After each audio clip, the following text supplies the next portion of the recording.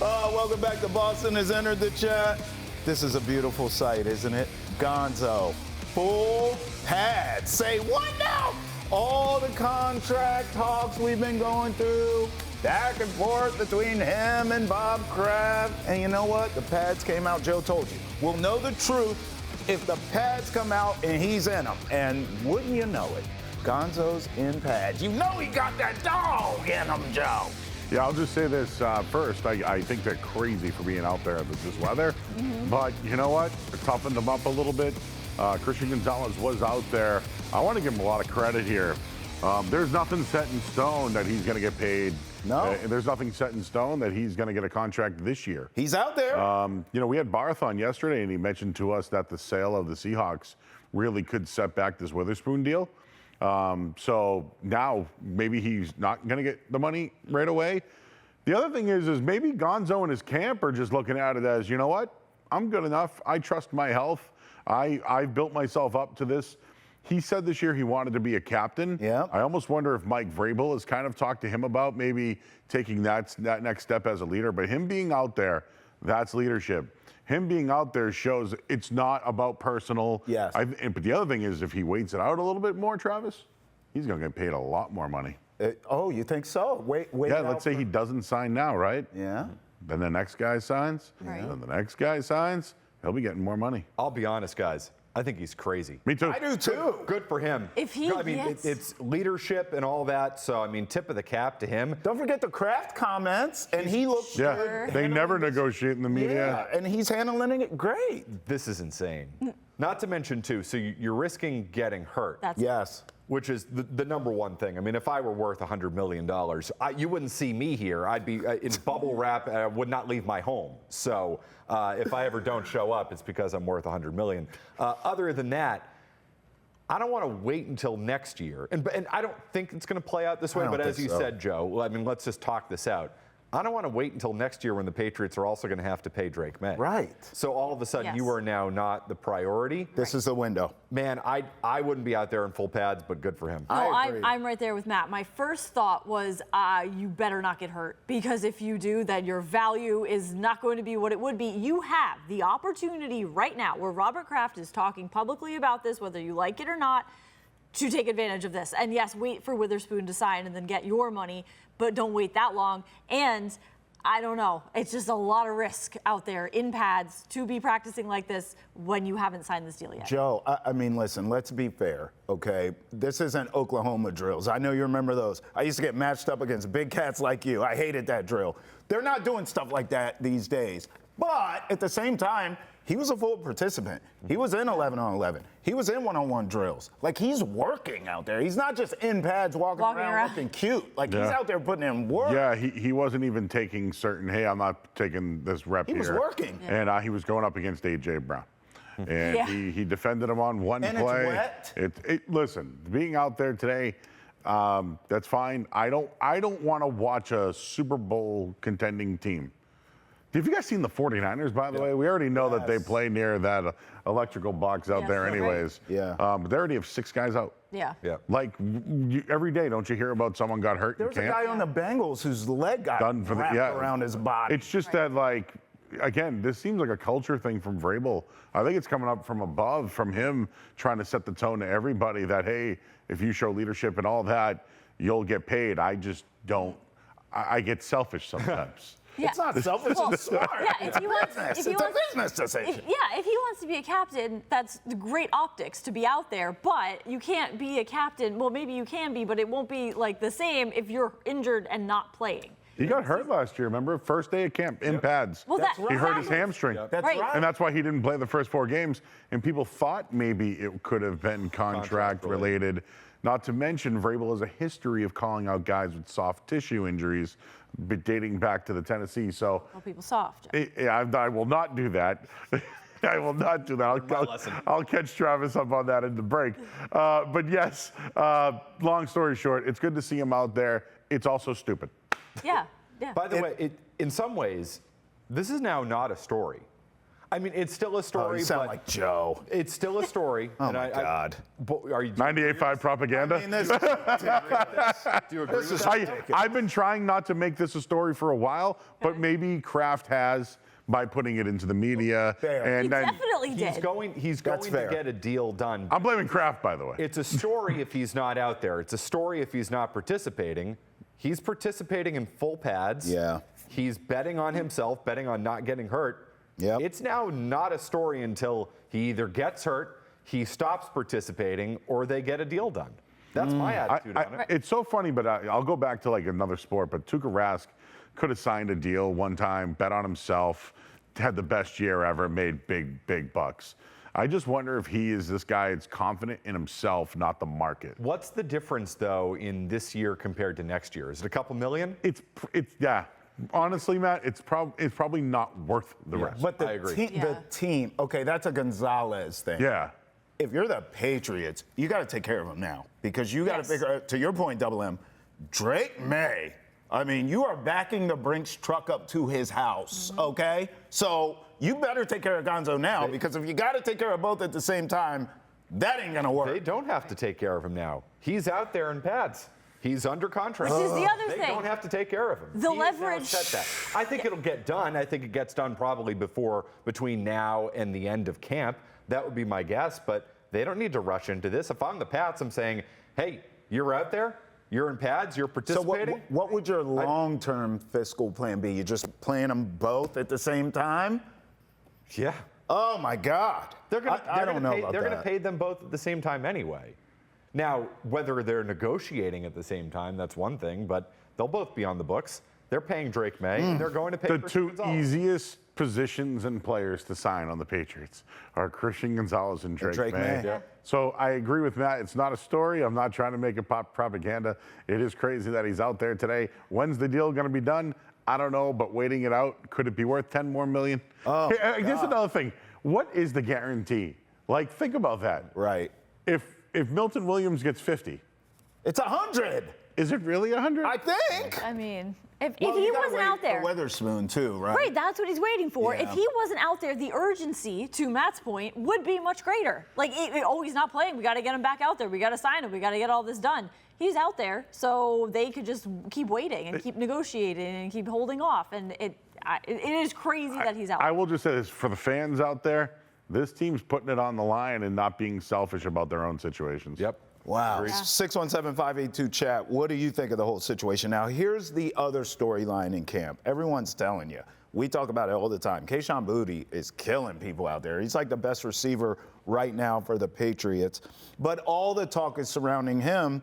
Not so much contract, but are you going to be here, bruh? A lot of trade talk there for Kayshon Boutte. Here he is on the entire situation. We'll react on the other side. I think my attitude, we all hear a lot of the stuff that's going on. I think my main focus was just I'm here till I ain't. So, I'm here today. My feet here today. If I'm somewhere else next week, the week after, that's kind of what it is, It's part of the business. But, taking every day by day, not thinking about what's next. Do you think you're on the trade block? No, no. It might be a very question or anybody question. Is it difficult to keep that kind of stuff out of your mind when you're on the field like this? No, I've been playing football since I was 7. It's the same I've been doing, so, yeah. Do you want to be here this year? Yeah. This year? Yeah. Kayshon, a lot of guys might have a different attitude towards this, the number of opportunities that you may or may not get with the lineup of receivers like this, but you are keeping that sort of open-mindedness to it. Is it just treating this like a competition? I think me and Kyle was talking yesterday, and I was just like, don't worry about what the next guy doing, Everybody gonna make plays, but don't let that affect your opportunities. Like, at the end of the day, you're gonna get your opportunities. One practice, it might be 1 catch. Next practice might be 4. It varies, you never know where the ball gonna go. But like I told him, make the most of your opportunities. Y'all seen today, he caught two touchdowns, so. Listen, be at where your feet are at, right? He's saying all the right stuff. Ultimately, I was thinking all offseason he's going to get dealt, especially when A.J. Brown happened. But I keep seeing him. He's balling. He's saying the right things. He's going to be here. isn't he? No, I think he'll be here. And I think the way he is thinking and talking is the way a lot of athletes think about this is I can't control this, so I'm just going to play the game, be where my feet are, which is also a Mac Jones saying. I think that's a fantastic saying because it really does put everything into perspective and really just be focused on where he is and just keep playing. Right? He'll be here. Yeah. He should be here. But No. I think he'll be here at this point. A deal probably would have happened by now, unless there's an injury around the NFL. I want him here. I am not in the business of taking away weapons from Drake May. That is a weapon that he trusts. He's A.J. Brown insurance. Brown has a degenerative knee condition. I don't want to trade Kayshon Boutte. Yeah, I'm going to compare it to the Wakefield-Mirabelli relationship. There's just something there between Drake May and Kayshon Boutte, but Mike Vrabel was asked today at a press conference, would you move on from a wide receiver? And he didn't say no. So I think he knows. I think Boutte knows. The other thing for Kayshon Boutte, let's just be honest, this is a guy that had some issues. Yep. And I think teams might be afraid to trade for him. Yeah, I mean, but look, he had those, right? Oh, and he's persevered. That's what I'm Right, saying. so that's why right now he's saying all the right things. Like, it's perfect what he's saying. But think about the team that saw him persevere. It's the Patriots. Right. So if you're another team, I do understand maybe if there's some red flags or some trepidation there, but if you're the Patriots, it should be a positive that this guy overcame it and you saw him grow. You should be standing beside him, not shopping. If they had financial issues, I get it. Right? And if he was worth a second or third round pick, I would do it. He's not. But I mentioned when you put the pads on for the first day today, you know who was considered 7th on the depth chart and today had the best day? It was Kyle Williams. So that's what I'm saying. Things look different when you put those pads on. I think the pads change everything. And even Boutte said it. I've been talking to Kyle about staying consistent. Yeah. And today he had one of the best days. So they're working together too, those guys. Because they know they're at the bottom of the roster. Sure. And, another guy, at some point, I got to get this out there. Go ahead. What's up with Pop Douglas? Did you see what he did in practice? And he's so fast, but then on a 4th down play, he can't beat the guy for a 1st down.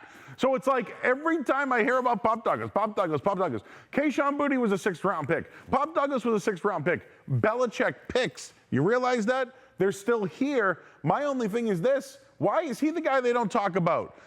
If he's so good, why can't he be worth something when you can keep a guy who actually has rapport and can make big plays? Sure. I know that Pop had a touchdown in the playoffs. I got it. But, you don't need a gimmick receiver anymore. I'm with you on that, Joe. Is that the reason why they're talking him up? Ooh, pump and dump. The old pump and dump. Or package and ship. Maybe. Package and ship. Yes. UPS. I will tell you this, though, Luce. We could talk about Pop. We can talk about Mac Daddy, even though he needs to put on some shoes. We could talk about Boutte. We could talk about Kyle Williams. I don't give a damn. Thank God A.J. Brown is here.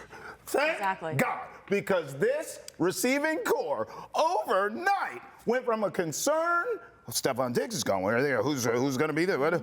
To now you have A.J. Brown and a bunch of guys who can play, and we're trying to figure out who slots where, who's going to do what. Maybe is it overcrowded?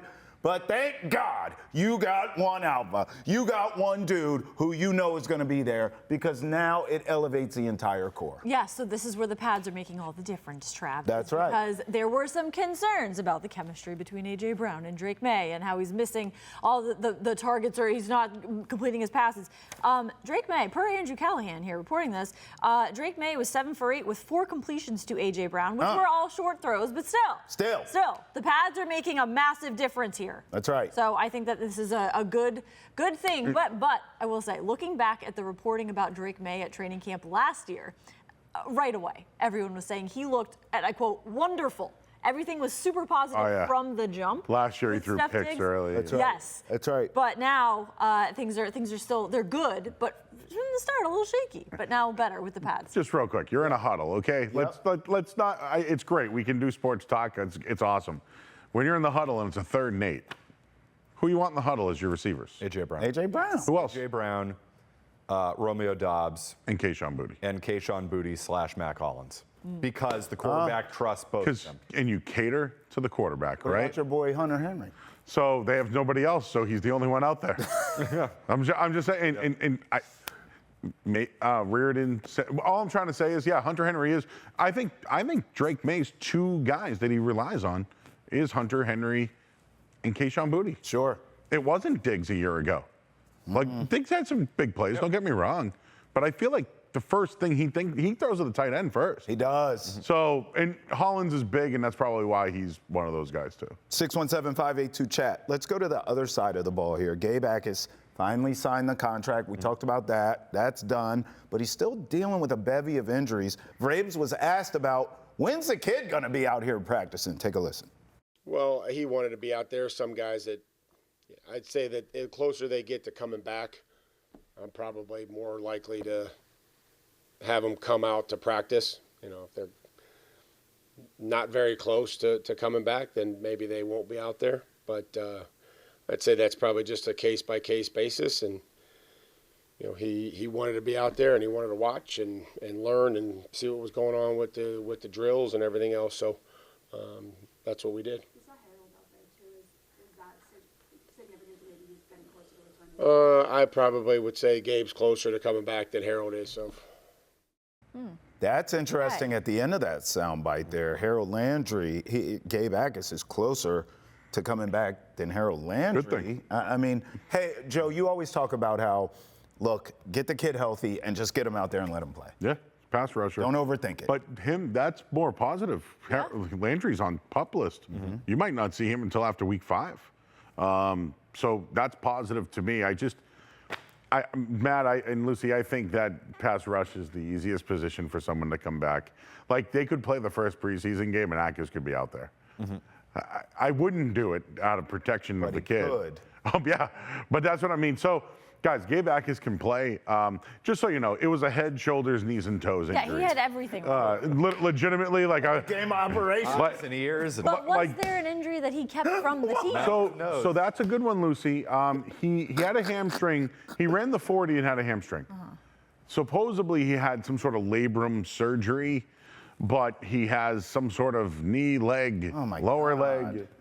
And this was the other teams who found that. Yes. So I think there might have been some injury money. Do we trust this There kid? was some kind of clause in what he signed, too, that said something about injuries and having to disclose If that. he doesn't play, he doesn't make his money. But Yes. Brett Bielema was his coach. Bielema was a coach with the Patriots. Right. I feel like they know the kid.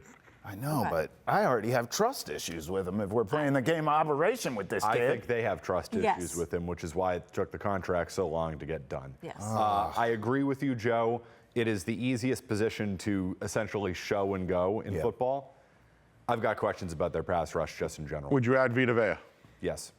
What will it cost you? So it's funny. I heard top 75 pick.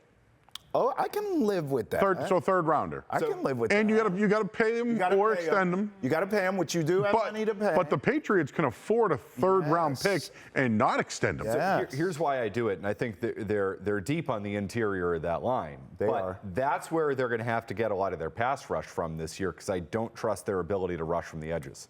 Yes. And also, that's where Christian Gonzalez has entered the chat, because on the back end, you're in good shape back there, so you can kind of manufacture. But if Akis isn't right and Ponder's not there and there's no Landry, you know, it might not be so bad having Vita Vea and Milton Williams and Christian Barmore as your rotating defensive lineman. I mean, you become not so bad. Become one of the best in the league, don't you? You would probably lead the league in interior sacks. Vita Vea had 4.5 last year. You're at least up there with, I mean, Philly obviously comes to mind with all those monsters they had, but you're certainly at the top of the league at that point. How old is Vea, though? He's 31. And listen, my other thing, too, is like it costs money for pass rushers. Yep. Yeah. What do you want, Jadeveon Clowney at an $8 million deal or Vita Vea at $18 million with no guaranteed money? They should be in the business of going out and acquiring 31-year-old aging players at this point, because they're defending a conference championship. Good point. Like, if you're talking about a third-round pick for Vita Vea, what, are you going to spend a third-round pick on Kyle Williams again? Sure. Let's put a name to that third-round pick. Yeah. I'm on board. No, you're right. Plus, your roster is young in totality. It's still a youth movement, so adding a veteran here or there at positions of need who can help you certainly makes sense to all of us. Does it to you? 617-582-CHAT. No such concerns with Caleb Lomu. I mean, this kid, he talked today about how he's developing on the offensive line. Let's take a listen to that. Just being a violent player, an offensive lineman, you know, pads, no pads, offensive, defensive line, you had the same job. You're going against another guy every single play. You're hitting someone every single play. Now with the pads, you can just be a little bit more violent. And so, you know, that's the mentality going into it.